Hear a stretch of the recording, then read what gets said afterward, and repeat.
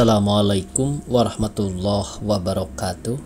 Pemirsa di mana saja Anda berada, selamat berjumpa kembali dengan channel YouTube Insan Dongeng. Pada kesempatan ini saya Bang Elgi akan melanjutkan cerita Siti Nurbaya bagian ke-15. Terima kasih kepada semua subscriber yang selalu setia mengikuti. Selamat mendengarkan.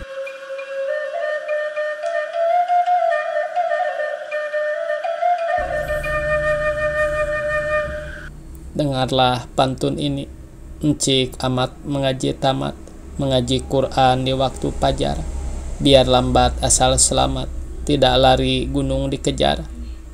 Masakan ia akan mengubah janji, mustahil, tak baik aku berpikir demikian, aku masih terlalu muda.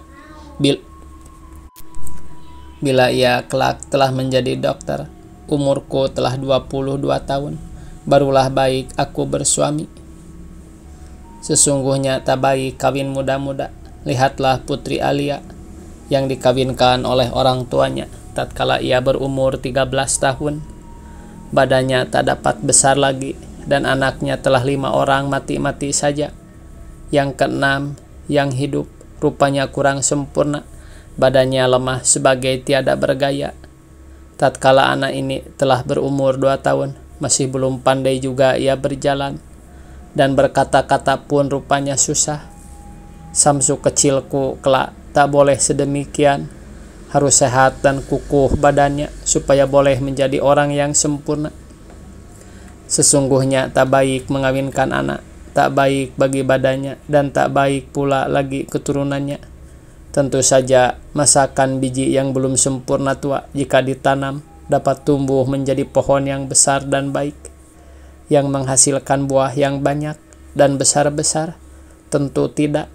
Tetapi kebanyakan ibu bapak di padang ini tiada mengingat akan hal itu. Asal untungnya lepas, katanya senanglah hatinya, dengan tidak memikirkan anak cucu dan turunannya di kemudian hari. Apabila sekalian orang kawin muda, tentulah akhirnya bangsanya akan berkurang-kurang orangnya atau undur dalam kesehatannya, besarnya, kepandaiannya, dan sifatnya yang lain-lain, sehingga bangsanya menjadi suatu bangsa yang dhaif. Kebanyakan orang tua-tua kuno tiada memikirkan hal ini atau tiada sampai ke sana pikirannya. Pada sangkanya aib bila anaknya yang perempuan tua baru bersuami sebagai tak laku. Oleh sebab itu dikawinkannya muda-muda, terkadang-kadang waktu berumur 11 tahun, dan tatkala berumur 12 tahun beranaklah perempuan muda ini. Orang barat yang tiada suka kawin muda-muda, lihatlah badannya besar, kukuh, dan sehat. Tatkala Nurbaya berpikir-pikir sedemikian itu, tiba-tiba didengarnya suara, "Surat pos, surat pos." Sehingga terkejutlah ia. Di tangga rumahnya dilihatnya seorang tukang pos berdiri memegang sepucuk surat. Segera Nurbaya berdiri mengambil surat itu, dan tatkala dibacanya alamatnya, nyatalah surat itu untuk ia sendiri, datang dari Samsu kekasihnya yang sedang diingat-ingatnya pada waktu itu. Rupanya surat ini baru datang dengan kapal yang baru masuk hari itu. Muka Nurbaya berseri ketika melihat surat itu sebagai 14 hari, karena besar hatinya dan pada bibirnya kelihatan gelak senyum yang mencekungkan kedua pipinya, menambah manis rupanya. Bertambah-tambah besar hatinya menerima surat ini karena telah 2 Jumat ia tiada mendapat kabar dari Samsu. Segeralah ia masuk ke dalam biliknya, lalu dengan hati yang berdebar-debar dibukanyalah surat itu. Kelihatan olehnya surat itu amat panjang dan banyak berisi syair. Demikian bunyinya. Betawi, 10 Agustus 1896. Awal bermula berjejak kalam. Pukul 11 suatu malam, bulan bercahaya mengedar alam, bintang bersinar laksana nilam.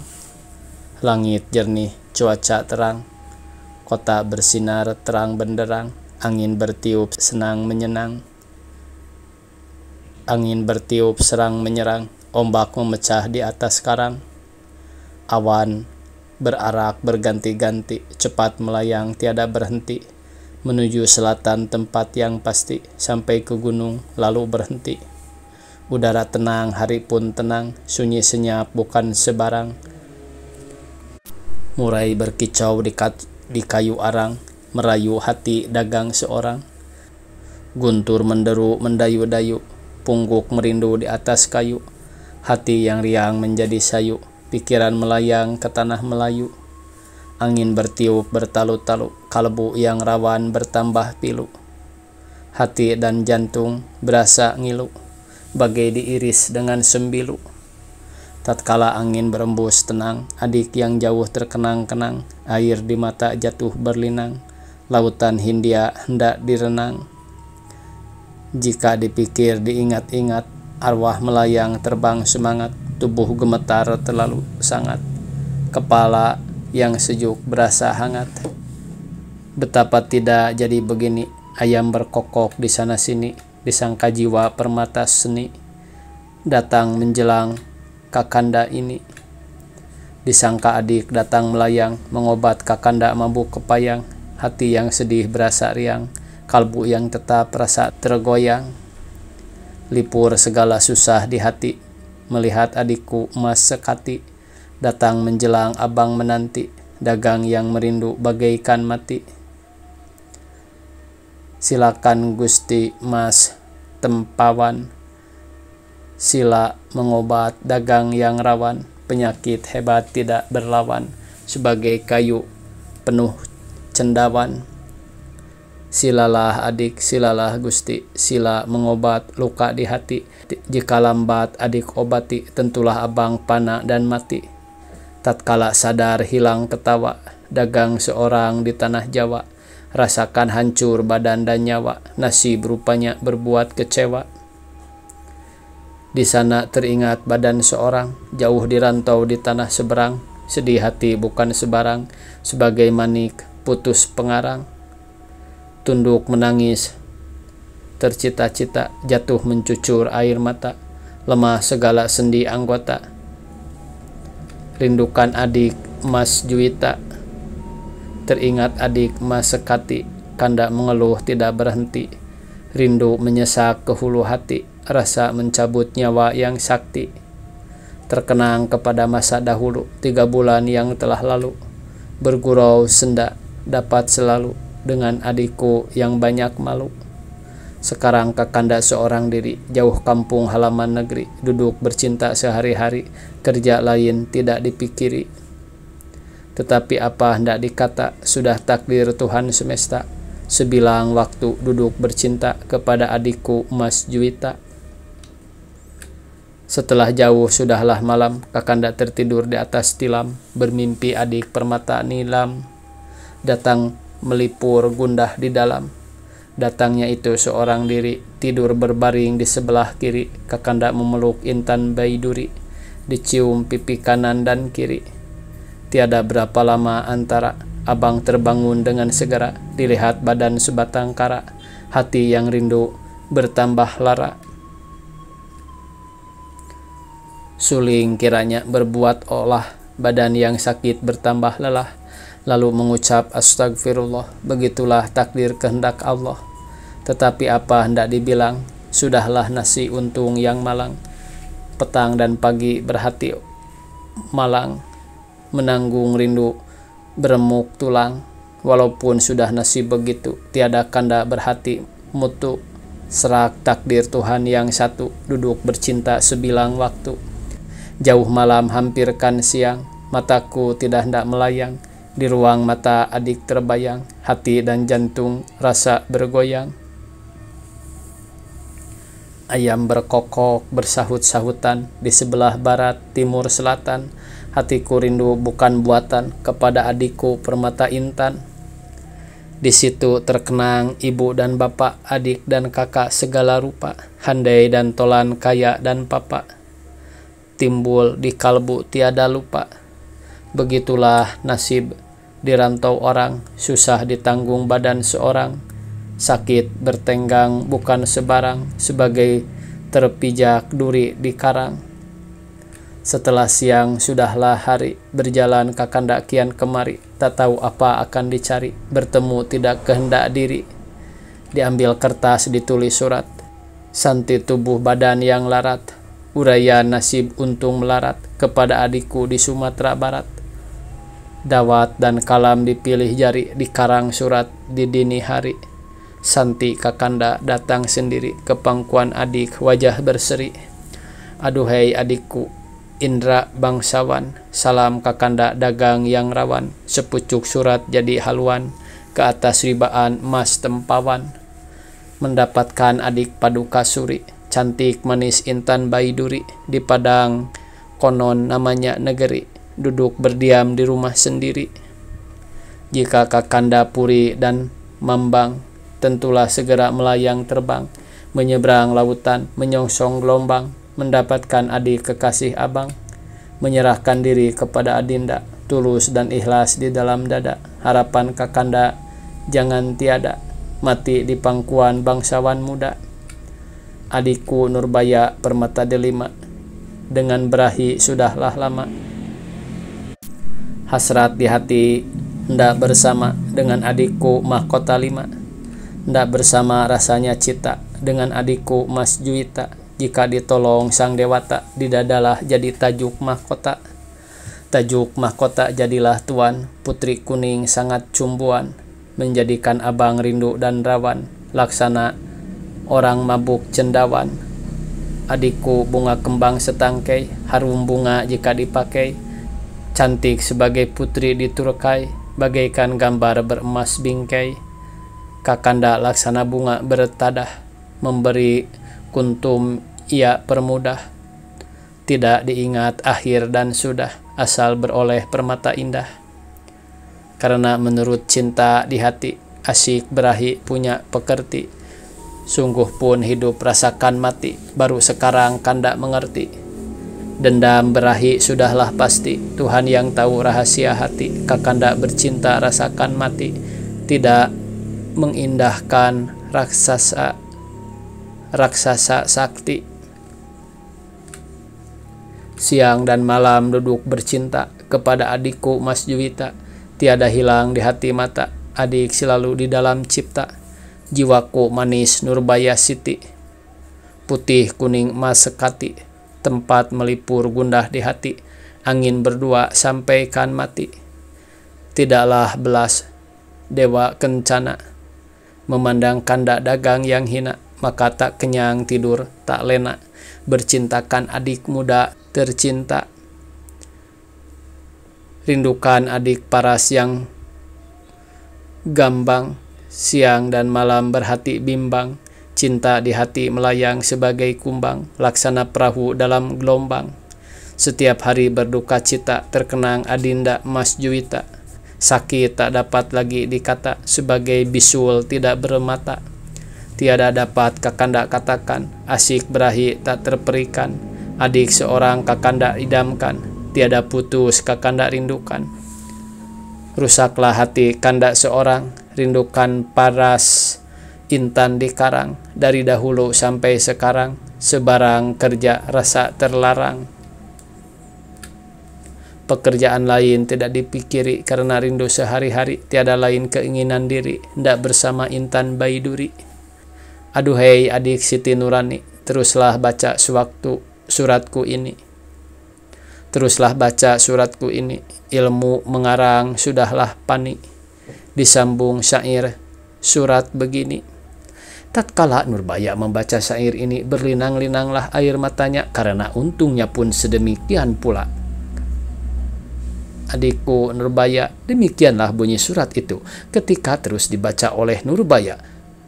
Begitulah penanggunganku, bukan sedikit beratnya perceraian ini rasanya. Bukannya engkau saja yang terbayang di mataku, tetapi ibu bapak, handai tolan, dan teman sejawatku yang kutinggalkan di Padang. Semuanya tiada hendak luput dari mataku. Dahulu aku dimanjakan oleh ibu bapakku, sekaliannya telah diselenggarakan. Akan tetapi sekarang haruslah aku sendiri mengerjakannya. Pakaianku harus kucuci, kulipat, dan kusimpan sendiri. Bilik dan tempat tidurku harus pula aku sendiri yang membersihkannya. Sepatuku pun tak ada orang lain yang akan menggosoknya. Kehidupan tiadalah bebas, karena tinggal di dalam sekolah, tidur di dalam sebuah kamar panjang bersama-sama dengan teman-teman yang lain, sebagai serdadu dalam tangsi.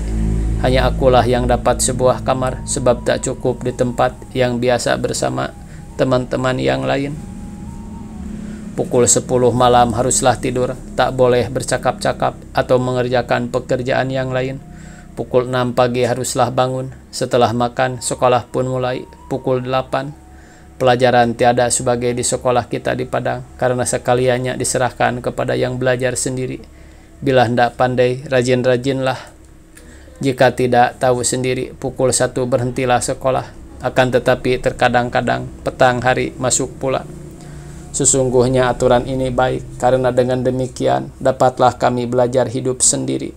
Apabila kita telah besar kelak, tentulah begitu juga jadinya. Masakan selalu akan bergantung kepada ibu bapak saja.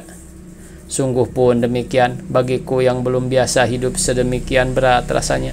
Akan tetapi lama-kelamaan lenyap juga keberatan itu. Sekarang ini telah mulai biasa aku sedikit pada aturan itu. Dan tiadalah berat benar lagi rasanya sebagai bermula. Barangkali engkau belum tahu, hampir pada tiap-tiap sekolah tinggi ada suatu adat yang dinamakan dalam bahasa Belanda ongroning. Orgoning ini adalah perpeloncoan artinya. Adat ini memang ada baiknya, karena maksudnya dengan bersuka-sukaan mengajari murid-murid yang baru masuk supaya tahu adat istiadat, tertib, sopan kepada teman sejawatnya atau orang luar pun, dan berani atas kebenaran. Bila ongroning itu dipandang sebagai permainan saja, tiadalah mengapa. Akan tetapi terkadang-kadang kasar dilakukan, sehingga boleh mendatangkan kecelakaan kepada murid-murid yang dipermainkan itu. Permainan yang kasar ini pada pikiranku tak baik diteruskan. Misalnya aku dengar pada sebuah sekolah menengah ada permainan yang dinamakan melalui selat Gibraltar. Engkau tentu masih ingat dalam ilmu bumi. Selat Gibraltar itu ialah suatu selat yang sempit antara ujung tanah Spanyol dan benua Afrika. Demikianlah diperbuat oleh murid-murid kelas tinggi. Suatu selat yang sempit yang dijadikan oleh kira-kira 20 murid yang tua-tua yang berleret dalam 2 baris.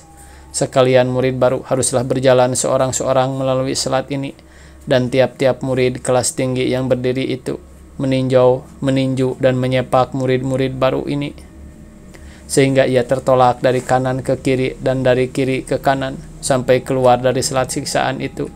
Kemudian murid baru itu diangkat bersama-sama lalu dicemplungkan ke dalam suatu kolam.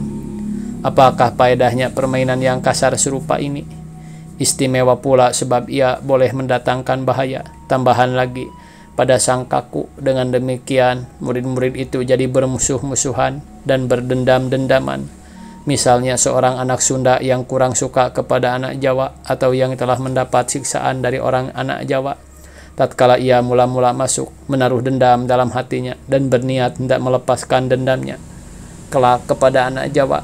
Dengan demikian, persahabatan antara kedua suku bangsa ini yang diharapkan akan diperoleh karena percampuran dalam sekolah boleh menjadi kurang dan akhirnya menjadi putus.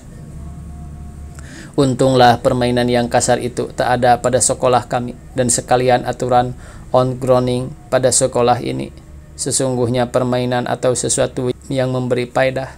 Misalnya murid-murid yang baru itu disuruh bernyanyi, menari, atau memencak menurut aturan negeri masing-masing di hadapan murid kelas tinggi. Oleh sebab murid-murid yang masuk sekolah ini, sebagai telah kukatakan dalam suratku dahulu, datang dari beberapa negeri seperti Padang, Batak, Deli, Palembang, Betawi, Sunda, Jawa, Madura, Ambon, Manado, dan lain-lainnya. Bermacam-macam lagu yang didengar dinyanyikan dalam berbagai-bagai bahasa, dan bermacam-macam pula lah tari dan pencak yang dipertunjukkan.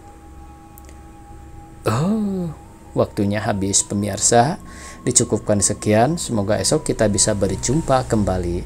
Billahi taufiq wal hidayah. Wassalamualaikum warahmatullahi wabarakatuh.